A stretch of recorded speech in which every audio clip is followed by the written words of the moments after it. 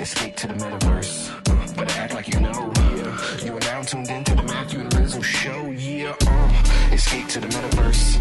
Better act like you know. Yeah. You are now tuned into the Matthew and Rizzo show. Yeah. Escape to the metaverse. Better act like you know. Yeah. You are now tuned into the Matthew and Rizzo show. Yeah. Escape to the metaverse. Better act like you know. Yeah. You are now tuned into the Matthew and Rizzo show. Yeah.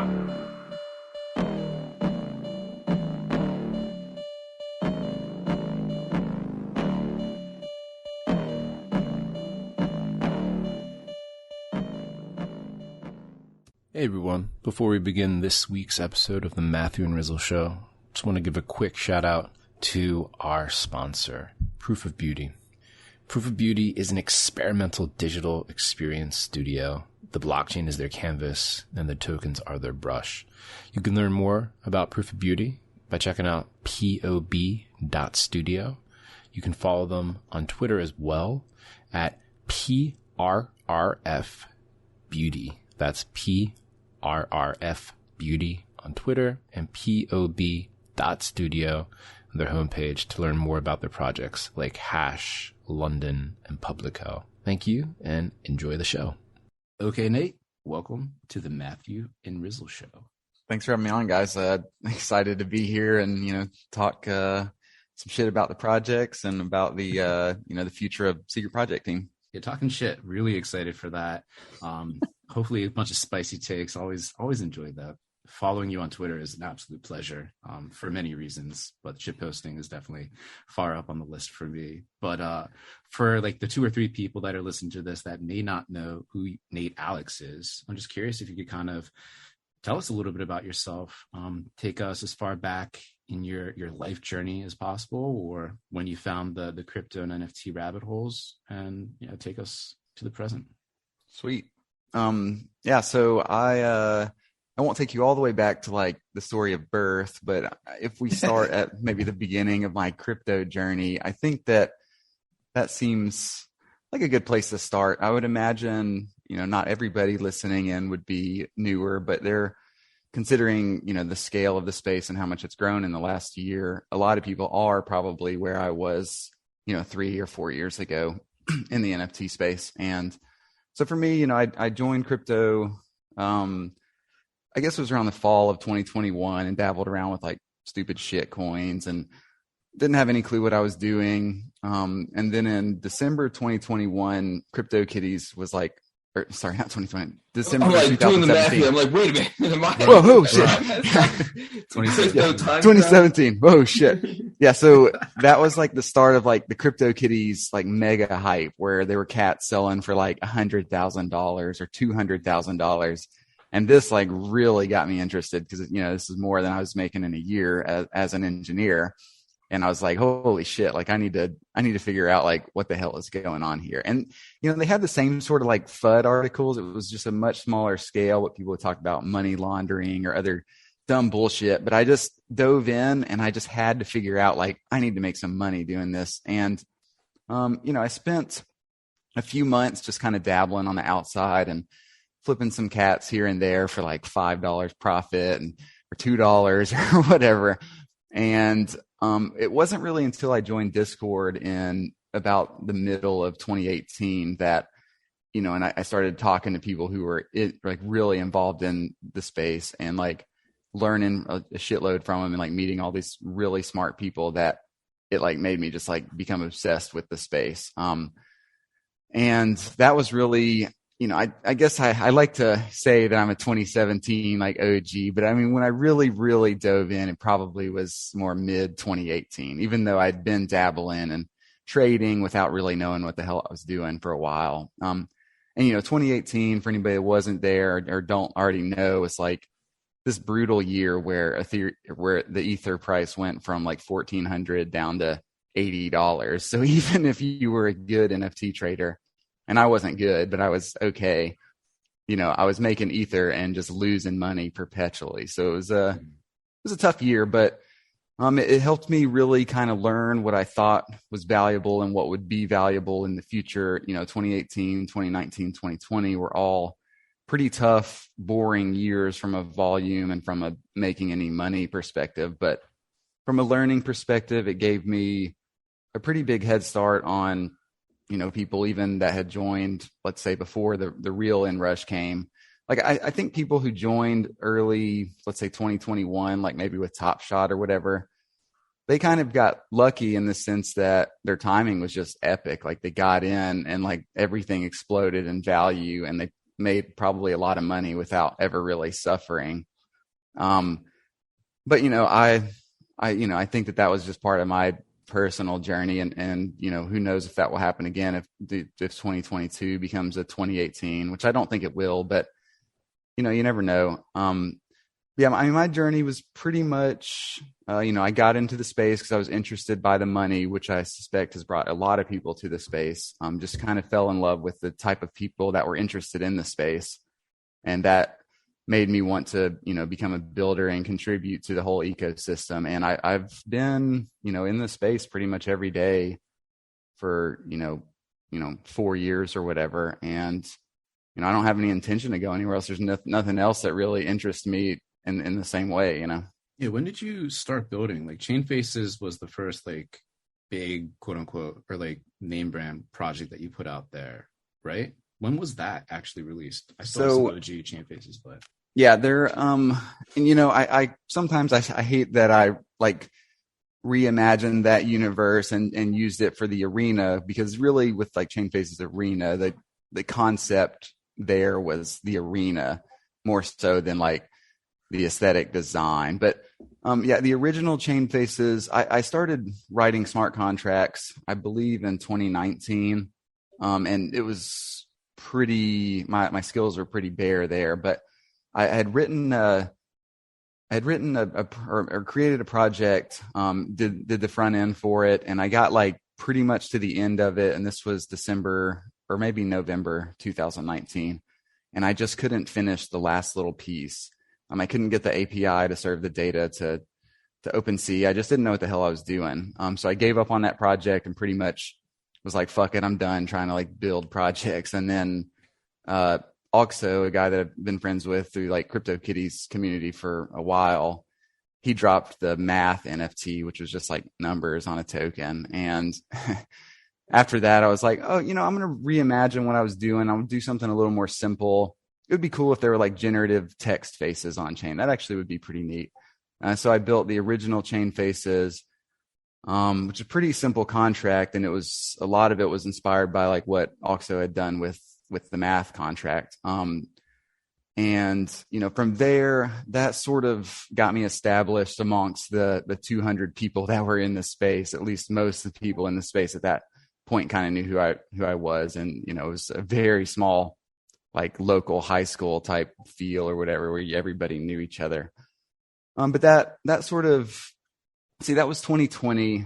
So I joined NFT 42 in March of 2020, I think. And I think that's when I quit my full-time job. I just was like all in on NFTs at this point. I didn't have that much money because the original Chain Faces made like 16 grand and I spent it all on NFTs because I just, that was just where my interests were lying at the time. And when I went in with Jim and Rizzle, we had like this vision for what we're going to do with the company. But in my mind, in the back of my mind, I was thinking like, we just need to fucking survive because like I'm like all in on this shit. So, but that gave me time to be in the space full time, which is a lot more than just 9 to 5 full time for me. It was a lot of really long days, but I would keep learning and keep programming and dabbling. And then I released, Squiggly WTF, 2020 fall, which was a noticeably more complex contract. I did all the pieces for that. I was pretty proud of that one for a while. And then 2021 came in, we got some VCs interested. It kind of changed the direction of like, maybe the freedom of what we could do in the company, maybe, or at least that was sort of the sense that I felt. So I didn't really do anything in 2021 of significance as far as project creation or personal project creation. And then, this year with deciding that I was going to leave NFT 42 and like, hey, I want to roll out a new project. I want to create this innovation brand. I want to just do like experimental, cool projects that, captivate a lot of people and interest a lot of people. And, I think that Chain Faces Arena has done a pretty good job of that, where like 9,000 people join the arena. There's still, hundreds of people in the arena, like after weeks. So yeah, I think it achieved that goal. It didn't achieve all the goals that I had hoped it would, but hopefully we can continue to establish the brand and make it a strong brand within the space. That's the longer term goal anyways. Dude, my last chain face made it so far, and literally I asked Nate to like pray for my chain face and it died within like an hour or something like that afterwards. I had asked him to pray the day before and it worked. So I like circled back for a second round and I got like greedy or something like that. Man, I hate that you died, man. I was rooting for you. I've got a couple, long shots that had not big armies that I'm hoping are going to pull it out at the end over like one of the whales, because it won't be as fun if a whale is just in the end by himself. But, yeah, it's funny because like each round, the percentage to die is less than 1%, like sometimes significantly less than 1%. But over time, after hundreds or 1,000 rounds, like the odds start getting quite high, but you're still alive. So in that given roll, it's literally like it's like if roulette had fucking, 1,000 numbers on it and you just kept picking the same number until it finally got hit. And like, it's kind of an interesting mechanic to watch, I think. Dude, yes, man. I'm obviously sad that I'm out, but I was in it for a long time with only a handful of warriors or whatever, and it was fun, man. I miss like checking up on my warriors to see how many stitches they have and everything. Dude, one of the things I like really appreciate about your story and can like relate to personally is I like sort of entered the scene a while ago, like basically doing exactly what you did, man. Just like flipping shit to try and like, play around with this stuff and make a little like side hustle or whatever. And I have also like, at this point in my like, whatever you want to call it in the space, like have found myself like, I feel like very like similar to you, man, just like compelled to build and like contribute and do interesting stuff within the space. And you're someone who's like done, publicly very well, like trading. Like you certainly don't need to like be out here like continuing to tinker around. I'm sure like you know enough about trading at this point that you could just continue to flip and have made your money and do whatever. So like can you speak to that, man? Like I feel like Chain Faces was ahead of its time.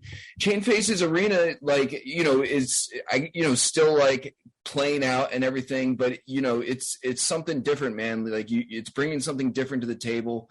I'm sure like, with anything different that is launched, it's sort of a risk. I'm sure like in retrospect, like, maybe there are things you wish you could have like done better or like, improve on next time around. But like, this is like all the fun stuff to me, man. And I've like found, Matt and I have found ourselves in this situation too, where you're just throwing stuff at the wall and it like seems cool and you just, do it for the sake of like seeing what happens. And I really, really like the Chain Faces Arena, like for all those reasons, man. And, I feel like this space was just getting like so stale with like, so much of the same stuff, which you were like, aptly pointing out, like, on Twitter and everything. And it was the truth.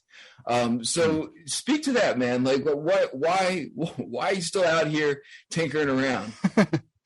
Yeah, I mean, I can't fucking resist the urge to do it, honestly. Like, and you're right. I mean, financially, I could, I don't really have to. Like, it's not, I mean, don't get me wrong. I mean, like, yeah, like making money is obviously an incentive to build projects, but it's not my sole focus at all. Like, I mean, yes, we need money to build the brand that I want to build. Like, we've got an operational fund and we're going to invest a heavy amount of resources building our team up. That's just as part of it. We're not planning on taking VC money. I mean, I basically had told Kane, like, I don't want to take VC money at all. Like, I don't care who the fuck is trying to give it to us. And maybe we'll pivot if somebody came to us and they said, we'll give you money and we'll offer you strategic advice, but we'll never tell you what to do, essentially. Then maybe. But I say those things because like I'm making the brand because I just want to. Like I just feel kind of creatively inspired, and I feel that like smart contracts are a medium that I get to explore. So I used to be a musician for a number of years. And I always kind of like to draw or like sketch things, and not that I was ever really good at that. I was pretty good at music, but with smart contracts, it's kind of like a convergence of my skill set of being able to creatively try things out, but having sort of the technical background to build things that other people wouldn't even try. Like I know I've had some people approach me in DMs and talk about like custom contract work, and they say like nobody else wants to tackle the kind of stuff that are doing. Like none of the high like contract farm type places will touch experimental things. And it just is like a creative outlet for me. That's why I want to do it. I think that ideally will inspire people with projects. I think that the arena has probably inspired at least a handful of people in the same way that CryptoKitties inspired me years and years ago. And that's not to say, you mentioned like things that I wish that we had done differently or that we could have improved on. I mean, that's not to say at all that the arena is perfect, because it's not. I mean, I have it queued up to like do a thread today on things that I think are wrong with the arena, but, a short list on that. I think obviously the economic experiment there with how people would perceive Chainface's value after they were in and out of the arena did not go the way that I thought it would. I thought that maybe people who earned their scars would have like some attachment, like, yeah, man, I survived in the arena. I earned this rarity that, I'm not going to sell it for the floor. But people focus, because the culture of the space is this like quick pump and dump, like hype thing. Like, can you funnel in a bunch of people and MLM market it up to 20 Ether floor or whatever? And that's all that the vast majority of people give a shit about. And that's not what Chainface's arena was ever about. It was, and maybe because that wasn't the consideration, maybe that's exactly why it didn't play out that way. Or maybe the aesthetic is too boring. And that's why we are, building SP 1.1. But yeah, things that we could have improved. I think if the tournament was like infinitely open where you could join, but you just had to pay a fee if you were late to join, and that would go to the pool, and it just kept it going and people could keep joining and dying or gaining scars or whatever, like perpetually until it finally ended. Like that would have been a better economic experiment. That would have put pressure on the floor, on the supply side, on the demand side. There are a few other little tweaks like that I think could have been better. I think some slippage loss to leaving the arena would have been good, or maybe some like we could have had a bot that would slowly feed Ether to the arena, but instead of dropping the full amount at the beginning, we only dropped half of it or whatever, and we slowly feed Ether into the arena the longer people are lasting. But things like that I think are good tweaks. I think that the arena mechanic is actually pretty good. Probably will never be done again on mainnet, because we spent like 100 Ether so far maintaining the arena. Yeah. And, so the operational cost is super high there. It wouldn't be high like that on L2. But, that was part of this experiment, was to like do this on-chain in real time collection and sort of a performance art collection. If I can be an art snob, because I know that this is the kind of thing that people who in the legacy world care about art. They care about the stories and the way that things work under the hood. They don't just care about the fucking way that it looks. And yeah, I get that we do not have a lot of high-end legacy art collectors in the NFT space, and we have a lot of people who are mega focused on how cute the aesthetic is, and that's like the primary driver of value. That and LARPing about what you can build in the future, which, just being real, like we built a fairly complicated on-chain project before we did, I guess, focused on the art piece. Whereas most people, hire an artist, Yeah. they focus on the art piece, and then they promise you that they will be able to do what we've already done. And they never will, is the thing, or very few of them will. But we'll see that play out throughout the year, I think. And as long as SPT can continue to create cool projects and sort of flex our technical muscle, then hopefully we'll start to stand out before the end of the year. And by the end of the year, people will really appreciate what we're trying to do. Yeah, the art as code instead of the art as pixels, that whole focus, like yourself and Pac are the two artists, frankly, that come to mind when thinking about that front and thinking about like blockchains as a digital canvas and like NFTs and things like that as paintbrushes and strokes, and factoring like the whole social dynamic and individual contributors, and like constantly questioning, trying to reimagine what is art. Like y'all are pushing the boundaries and opening people's eyes and expanding what people can potentially conceive of as art, which is fucking just the dopest thing I think anyone creative or quote unquote like technical can strive to do. There's a couple different avenues I kind of wanted to double click into. One was like thinking about the future of like what's next, like if this is the last dance for you on mainnet for something uber complicated because of like gas constraints. I really wanted to kind of see what you wanted to do, or where you see the space evolving into, like layer 2s and things like that. But I wanted to stay real quick on what you were talking about in terms of not accepting or not looking for like outside capital or venture capital and things like that, and just kind of speak a little bit more to that and why that's not a core focus, why accepting it could be potentially fraught. Really curious about that. And I think other folks in the space could benefit from hearing a little bit more about that. Cool. Yeah.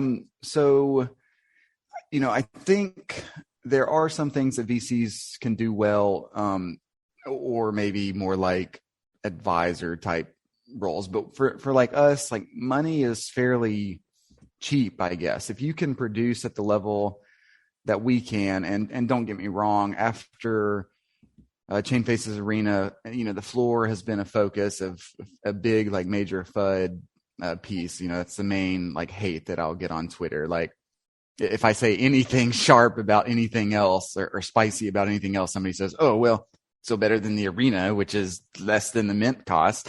Like, well, like so, But my vision right now is that we're going to repair, the sort of the way people are thinking about chain faces in the Arena. Hopefully, we do this professionally illustrated SP 1.1. Everybody loves the aesthetic, and there's no primary sale. The only way to get one is to have, a chain face. Or if you died in the Arena, then you can resurrect yourself. You wouldn't be able to unwrap that back into your old CFA. So maybe CFAs experience a bit of a supply crunch.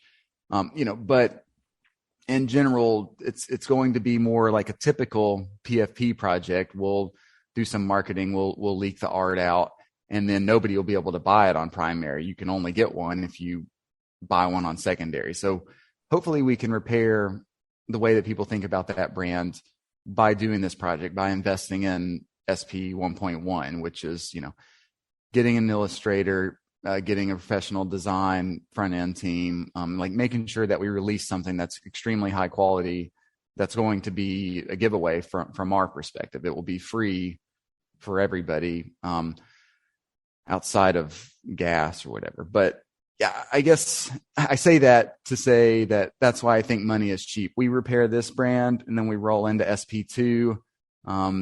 Money will be found again. If that project doesn't perform well on the secondary market, then we'll reinvest into it the same way. But eventually, I don't think we'll have to like be playing this reinvesting game. We will pretty much have, whenever we want to release a cool project and we're cognizant that our market is ready for it, and we have the appetite for it in the market, we have buyers ready. The same sort of attitude, I guess, that like any elite crypto artist would go through. Like, let's say Xcopy, I doubt that he spends 3 months on each of his one-of-ones, but he doesn't release a new piece of art every single day. he rolls it out strategically. He's very cognizant. And that's one of the reasons that his collection is so valuable and so desirable, is because he does understand the supply demand aspect of his market. And also has, other things too, the great aesthetic, just awesome, like dude that everybody just loves. So, that all helps. But I guess, money is not, we don't need to raise money really. The only advantage that we could get from, let's say, outside investors would be strategy and direction. And I don't want somebody to come in and say, hey, I know Tom Brady and he wants you to build a project for him, because I just don't want to do that, because I don't want to be like creatively like pigeonholed or whatever, because that's yes, Tom Brady could bring a fuck ton of eyes to whatever we were doing, but I just don't care about that. So that's why the no VC. Well said, man. I feel like again, like you said, there are pros and cons, and I feel like everyone's sort of like in a different situation that, could possibly benefit from it. But again, man, I feel like kindred spirits in a lot of ways, that like it's not worth extra money to be like creatively stifled when, a lot of us were here in the first place during those horrible years just for fun. We were literally like losing money every day or whatever, but we're still like, here because it was like a creative outlet and still is a creative outlet. And I feel like that's important. Dude, would love to hear your thoughts on what Matt was talking about before in terms of like future migration of the space, future of like your projects being on, mainnet versus layer 2, or just sort of like, where we go from here. So, I think I teased this the other day, and a bunch of people shot back a smart ass remark. But I said something along the lines of, I think the future of NFT collections will be that they're much larger and much cheaper on the whole, and maybe more analogous to like Pokemon cards, where the majority of cards are basically worthless or $1, and the high end cards are thousands or 10,000 or hundreds of thousands or whatever. And then people were like, "Oh, that's Top Shot." Like, yeah, no shit. Like, but the thing is that sort of collection can't exist on mainnet, at least right now. It can't. Because of gas, right? So I think, but I expect that evolution to happen. I don't know where it will happen or how it will happen, but I think that is more practical. There's a huge market right now that's completely untapped. Let's say India, where they just are not going to be spending thousands of dollars on NFTs like the US and the UK. There's reasons that the NFT market is concentrated in these, relatively high earning countries. Like, it's because they're the only ones who can participate right now. And that's not the future of NFTs. If we really think that NFTs are, the future, everybody should be able to participate and enjoy them. And that means the price point has to come down. And if everybody's enjoying them, that means the collection sizes have to go up. So I definitely think that's the trend that will start to happen sooner or later. I don't really know when, and I don't know exactly how. I'm not an expert really on L2s and all the solutions that are there, or the like optimism rollups. Like I know these words, but I don't know the technical details really behind them, what the best ones to use are. It's something that I have talked a little bit with Kane about. And he knows this, the technical side even a lot better than even I do. So I would kind of follow his guidance probably more there, but it really will depend on the kind of projects we do. If we do a collection size of 100, there's no way we would do that on an L2. That would be a mainnet collection without a doubt. I can say that even though I believe the trend is going to larger collection, cheaper, that if we did do that, we wouldn't be doing that on mainnet because it just isn't feasible. So we would probably let the project decide where we were going to live at. SP 1.1 will be on mainnet. SP 2, because it's already designed, is on mainnet, but it's also a smaller collection size. It's a dynamic sizing, so it could be 1,000 or it could be 3,000. but it's relatively small. So I think that can live on mainnet, because really the main inhibitor of mainnet is gas costs. And, if you have NFTs that are 1 ETH floor, then people don't care as much about gas. If you have an NFT that is $30, then people care a shitload about gas. So I would say that will probably drive where we at least do our design. Cool. So my question now would be it's sort of like a two-parter. The first part is like kind of funny, and then the second part is sort of serious. You're a known shit poster. I love your shit posts on Twitter. It's a great source of entertainment, but also like you have a lot of truth or facts behind them if you kind of like unpack them. At least that's my interpretation of your shit posts. I'm just curious, like top of mind right now, if you were to like go on a crazy Twitter rant, crazy funny Twitter rant, like what's the shit that you would just post right now? And then after that, like talk about the state of discourse in NFT land and crypto in general, and just like just dive into that part.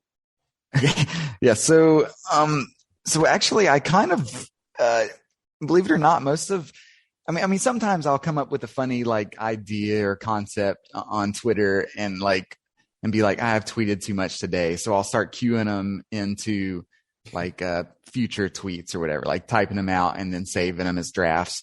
And then the next day, sometimes I'll look at them and be like, oh man, I'm glad I didn't send that, because that's too far. And sometimes I do go too far with it. But I try to be fairly, I think one thing that I'm going to do far less of, because I've never really called people out by name. I usually will. I have done some things where I say something publicly and people know exactly what the hell I'm talking about. Mm-hmm. I think that I'm going to do less of that, because I have to admit it's pretty fucking hard when people are like messaging you and saying like, you suck ass. Like it's not fun. So I'm going to be a little more cognizant about individual, like singling out any individual for their missteps, whoever it is and however bad it is, because they've already heard it a million times. They don't need me to pile on and tell them that they suck too. So I think I'm going to try to not do that. But for the most part, I would say that my Twitter posting, I mean, yes, I spend a lot of time on Twitter, more than I want to and would like to admit, but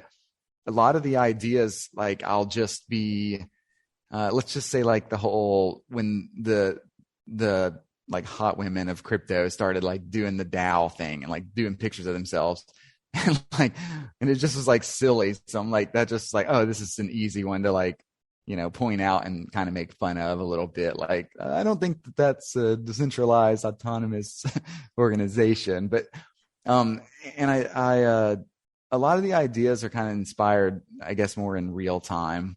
I guess the things that annoy me the most right now is sort of the culture of NFT projects and rollouts and how they're started. So if I was going to go on a giant rant, it probably would be around that.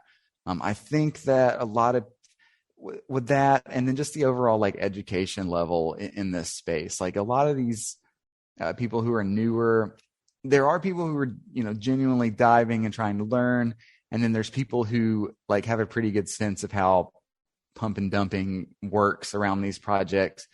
And they're okay to like LARP it up and like get those people to buy their bags who are still like trying to learn and figure it out. And they do, it's really not that hard. I think that people think that it's hard and they attribute it to other things like, oh man, this art is just universally lovable. And actually it's more about, getting the supply demand right at the beginning. And I know that there's some person listening that's like, well, you didn't do it with Chain Faces Arena, so it must be pretty hard. Like, and the thing is we had unknown mechanics. We had experimental mechanics that we didn't know how the market would perceive.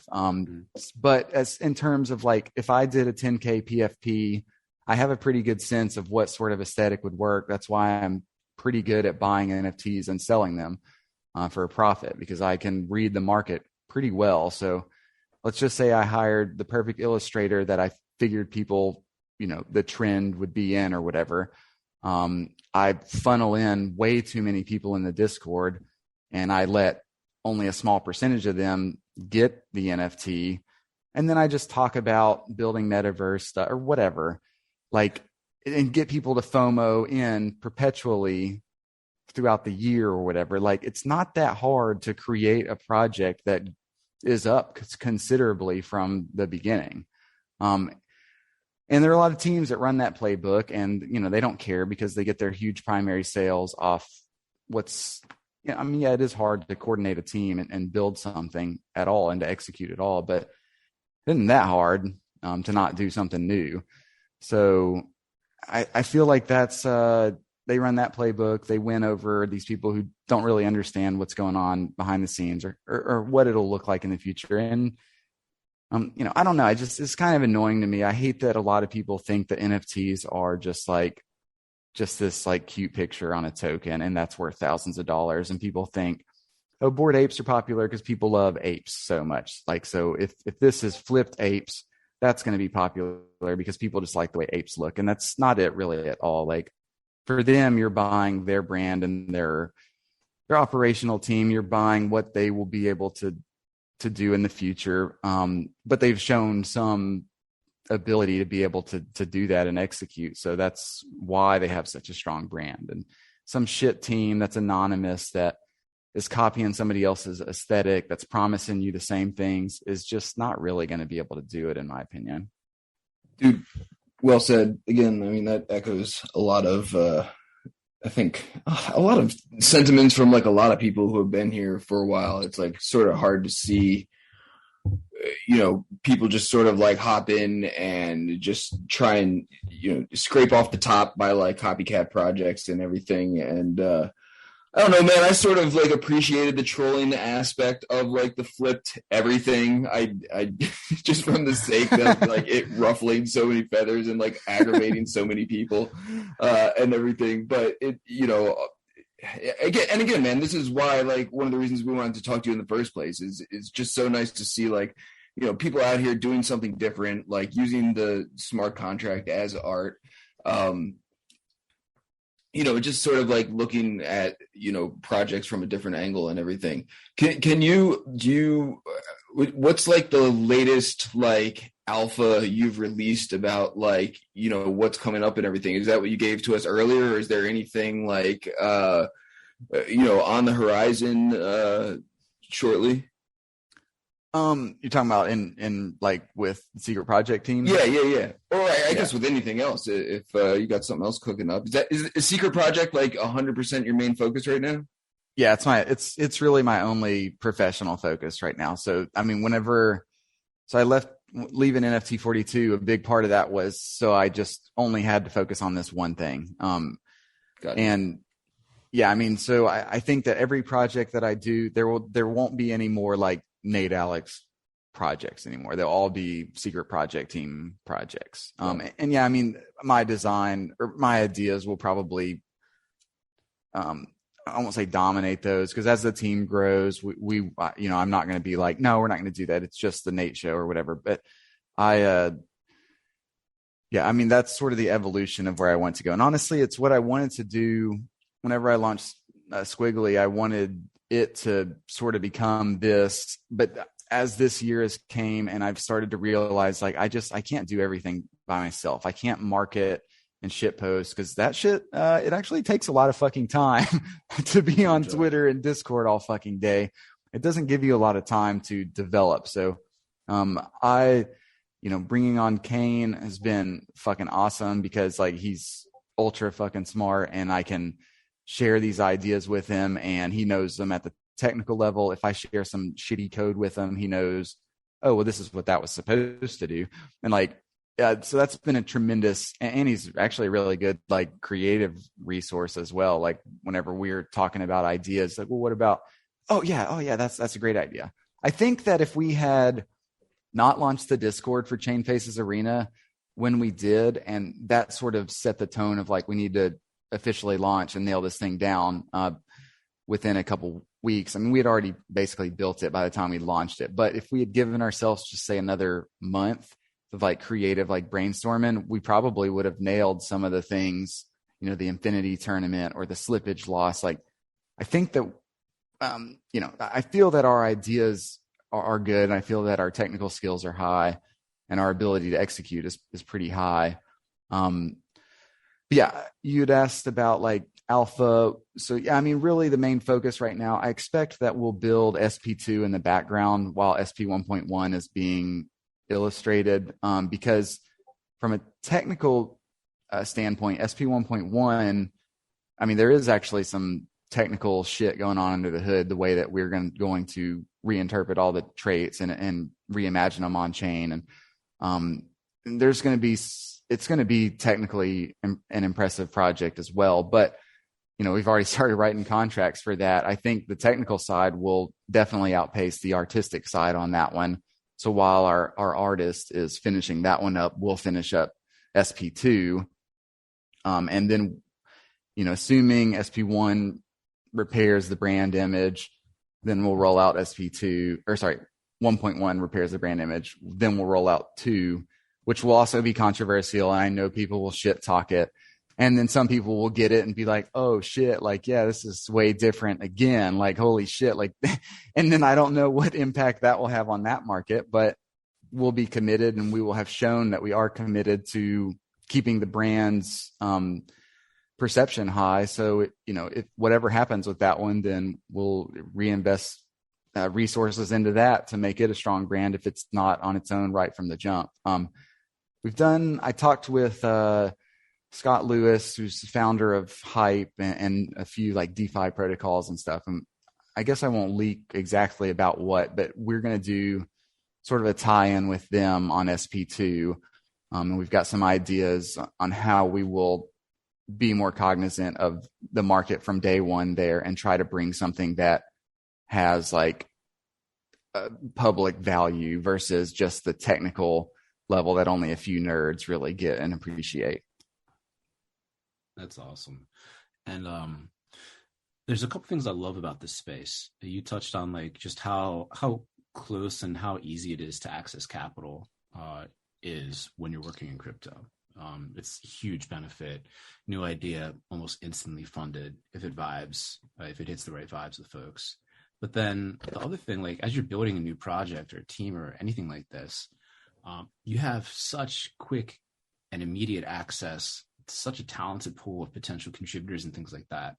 I'm just curious, like from your team builder perspective and kind of like throwing out a feeler potentially, like if you are looking for any potential contributors or folks that are like, oh, Nate sounds super dope, just as I imagine, you know, as I heard him on like Zebra Red and all that good stuff, and damn, I wish I could help out. Like, are you looking for anyone else to kind of like raise their hand and be like, yo, dude, I can help out, like let me help contribute, like let me get on, anything like that? Yeah, so I would say right now where we're at is it's kind of building the community team a little bit and making sure, like getting some longer term like pieces hired in place, and then the professional illustrator, and then for the front end design team, we've got a company picked out, and if they just crush it, then we'll probably use them going forward instead of just contracting them. But as for like individuals reaching out, right now with SP 1.1, I think that we've got all the pieces that we need to do that, and SP2. But after, I want to be a little cautious about scaling it up too fast. I don't want to be running a 100-person company at the middle of the year and have so much bloat that I just can't, because I've went too fast, that I can't manage it properly and make sure that we're executing at a really high level. But yeah, I mean, people who are talented, and there are a shitload of them in this space. Like, and with the art submissions, I've got some like really fucking good ones. And unfortunately, in many cases, I'm like, well, we can't put that on chain. It's too technical. It's too, detailed and good, I guess, that it just wouldn't, well, it's impossible to put that on chain. But I mean, yeah, I'd want to be pretty open to that. I would say that when SP2 launches, and if it's a success, if SP 1.1 is a success and SP2 is a success, then I think we'll be ready to take on more team members and, various types of roles. I think we really need somebody who can help drive operations a little better and coordinate, say, like the community team a little better. Because I my bandwidth is super low right now. It's hard as fuck to even respond to emails or like, do things that really I can do, like say this recording. Kane could speak to all of this stuff, but I'm probably the best suited for it, being sort of maybe the name that more people would know. But and these are things that I can't really outsource and that are extremely important to do for brand building reasons. So I just got to figure out my time management a little bit better. I've got some other pieces that I definitely need to hire, but I think we'll probably delay on doing so until, let's say, SP1 or 1.1 or 2 is launched. It makes sense to me, man. I appreciate the trying to manage something that can like easily become unwieldy quickly, and it's an easy trap to fall into. Dude, what's like, we're sort of at the beginning of the year here. Do you like, what's like the Nate Alex forecast of like, the progression of the NFT space in 2022? Is there anything like, obviously we just had news, like we could now turn our Twitter profiles into a hexagon. I just saw like Facebook and Instagram are like getting in on this too. Where do you see what do you see being big in 2022, like within the NFT scene, or not big, or is it like impossible to see how it's going to play out, or what's the Nate Alex prediction? I think sooner or later people are going to get bored of 10K profile picture projects. I think that happens this year, after eventually the pump cycles on even the best projects gets worse and worse. Because, there's just not limitless money in this space, and people eventually have to realize profits, and they're going to take lower and lower profits. That's why now you can, like, if you go back to like 2021 or even early 2021, if you minted a project, yeah, maybe there was not great liquidity, but generally speaking, if you minted, even the worst, most common one would be above the floor if it sold out. Now the shit will sell out in 30 minutes, and it doesn't matter. After the reveal, there's there's a shitload of them that are below the initial mint cost because people are optimizing, and I can sell some at a loss if I minted some rares, and that's how I'm going to make my small profit. And people will undercut each other perpetually, and eventually the profits will be razor thin, and the demand will just dry up for those kind of projects because they're not bringing anything new to the table. The game is kind of over at that point. I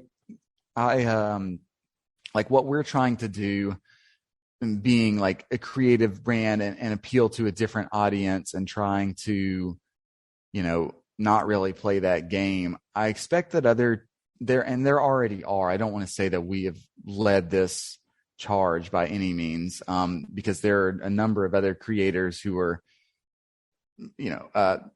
Matt touched on earlier, like Pac is inspiring to me. I think, but there are a number of other ones who are smaller profile that I think will continue to sort of explore that space and that creative space and like kind of capture and like captivate and inspire others to kind of do the same.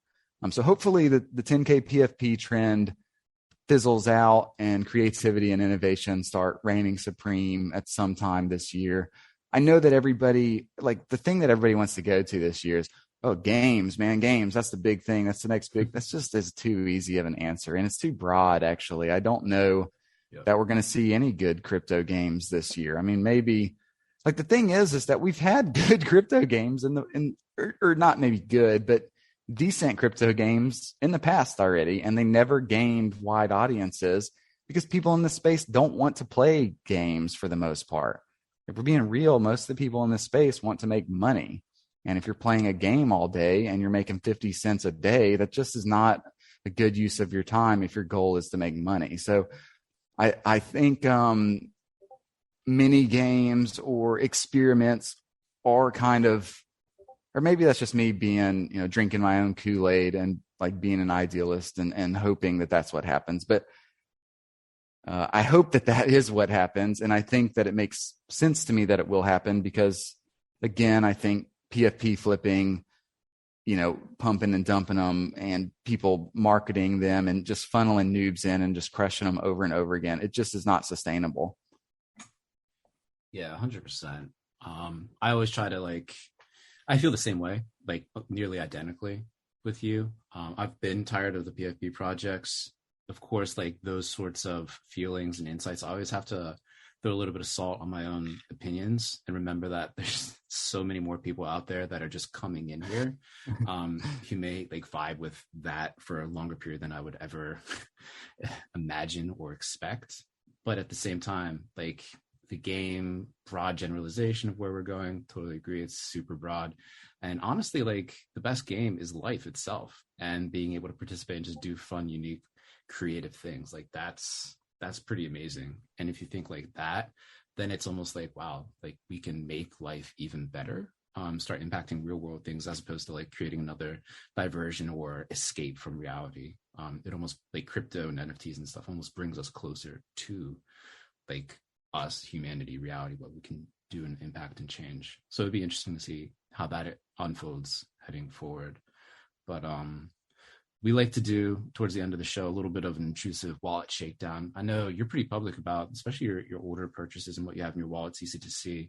I'm just kind of curious, recently, if we were to peek into your crypto wallet, what, if anything, have you been scooping outside of chain faces in your own project? Yeah, the wallet shakedown, I love it. And I love what you were saying too about life being sort of the best game, and that is sort of the game that is being played in the crypto space. I mean, I think the idea of the metaverse being this 3D immersive experience. Yeah, I think eventually it'll get here, but the trend is already set to where neither of, well, I mean, I know Rizzle in person, but I'd never met him in person even a year ago, but I've known you guys for years basically, and yeah. It's we have a lot of online friends, and I talk to online friends more than in real life friends or whatever. So it's the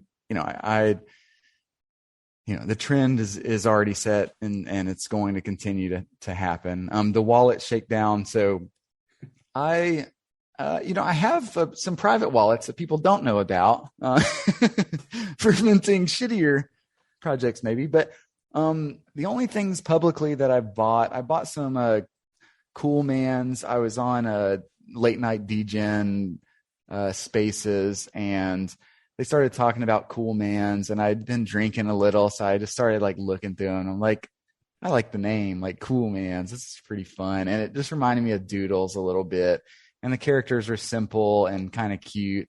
And then I just started buying fucking rare ones. I spent 40 ether just buying random rare ones, and since then I have been trying to dabble in some other projects a little bit, not big spending, but 2-Bit Bears I thought was kind of funny, so I was looking into their project a little bit, and I didn't do that much cursory research. I just bought 2 of the rarest type of bears, and then I bought a Crypto Maury's. I was, looking in their community, and I looked at some of the high end ones. I've been trying to branch out and get out of my own head, because I've made this comment on, I don't like 10K PFPs, but I still want to be a part of the community and get to know more people and network and continue expanding and putting myself out there more.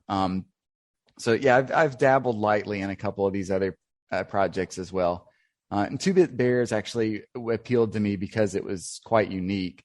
It wasn't like other projects. And, when I'd said earlier that I expect more teams to be innovating and trying different things, fail or not, but eventually, hopefully those kind of projects stand out over maybe the more generic projects. 100%. That's cool. I really wish we could take a peek in some of these private wallets to see what you've been super degenning into, but it's all good. No need to dox those. Yeah, keep them hidden for people to I would say that at least in the last month I really haven't been a big buyer of anything. Cool Mans is the only maybe significant purchase that I made. Maybe I spent I'm not sure how much I spent on 2-bit bears. Maybe it was like 5 to like 10 ether. And I spent like a few ether on Maury's, but I haven't minted anything or really bought anything big in pretty much since I launched the Secret Project Discord. I just have been kind of too busy to degen down at that level. Definitely feel that. Too busy to degen, focusing on the build out, development, execution. Love to hear that, honestly. Makes me more excited for the future. But yeah, man, as we wrap up, just want to make sure you give the proper shout outs to everything, let everyone know like any upcoming dates that they should keep in mind. And yeah, just for the like 2 or 3 people again that may not be following you on Twitter, let the folks know where they can follow you at. Cool. Yeah. On Twitter, I'm Nate Alex NFT. On Discord, Nate Alex 1688. I think that's right. And I mean, I would say generally DMing me is probably not going to be super effective just because the volume is just insane. It is possible, and it's happened a number of times where people have like, communicated through comments, and I've sort of built a relationship through comments, and then I follow them. And then if they send me a message, then it's not in the pool of unfollowed messages. And it's more likely that I'll respond to it, although it still will probably also be slow. As far as like dates that are concrete, I don't really have anything because we haven't 100% picked the illustrator yet. We've got some strong submissions. In my mind, I wanted to be done with it by Sunday. We got a killer submission last night that I just loved. But I'm not 100% on Sunday. I think if we do decide on an illustrator on Sunday, and then they can sort of drive the timeline a little bit better for SP 1.1, because I think that art will be the bottleneck there. If it was just the technical side, I feel that we would be ready in, let's say, 2 weeks. For the artistic side, I don't have a great feel because it will depend a lot on the artist, I think. Got it. I mean, I just want to say, like, it's been a pleasure to chat with you. I mean, following you for years and years, and having this be like the first actual live chat, it's been a long time coming. It's super cool. I always have to say that. It's so cool when you start translating like purely digital relationships into like more human, like voice-based. It's just very, very cool. And to listen to your progression, your story, and everything that you're doing right now, man, so cool. It's very inspiring. And just keep doing you and keep creating very cool shit for everyone. Fuck yeah, man. Yeah. Thanks for having me on. It's been fun. Yes, it has. Thank you, Ben. Hey everyone. Thanks for listening to this week's episode. Just want to give a quick shout out to our sponsor, Proof of Beauty. Proof of Beauty is an experimental digital experience studio. The blockchain is their canvas and the tokens are their brush. You can learn more about Proof of Beauty by checking out pob.studio. You can follow them on Twitter as well at PRRF Beauty. That's PRRF Beauty on Twitter, and pob.studio on their homepage to learn more about their projects like Hash, London, and Publico. Thank you, and see you in the next episode.